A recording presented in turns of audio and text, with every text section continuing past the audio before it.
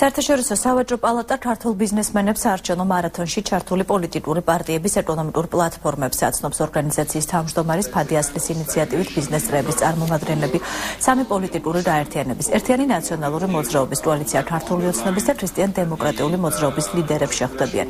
პირველი ასეთი შეხვედრა დღეს შედგა მეწარმეებს საკუთარი ეკონომიკური ხედვა ქრისტიან-დემოკრატების ლიდერმა გააცნო.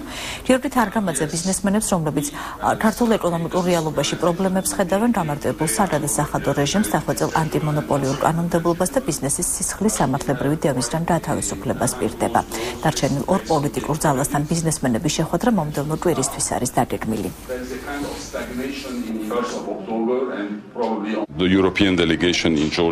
საერთაშორისო სავაჭრო პალატისთვის ზოგადად მნიშვნელოვანია იმის გარკვევა, თუ როგორია საქართველოს პოლიტიკურ სივრცეში მოქმედი სამი რეიტინგული პარტიის ეკონომიკური განვითარების სტრატეგია. აუცილებელია, რომ პოლიტიკოსები უშუალოდ ბიზნესმენებისგან ეცნობოდნენ იმ პრობლემებსა თუ ხარვეზებს, რაც ქართულ ეკონომიკას რეალურად ახასიათებს.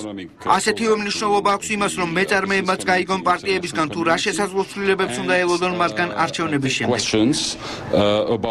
პოლიტიკური ხელმძღვანელობის ცვლილება ქვეყანაში მოიტანს მეტ პოლიტიკურ სტაბილურობას, მოიტანს მეტ ეკონომიკურ მდგრადობას, მეტ პროგნოზირებადობას სიტუაციის, სადაც ქვეყანაში მთავრობა არ იქნება მთავარი მოთამაშე ეკონომიკურ სივრცეში და ბიზნესი და მეწარმე იქნება დაფასებული და დაცული, როგორც კანონით, ასევე პოლიტიკური ძალების მხრიდან.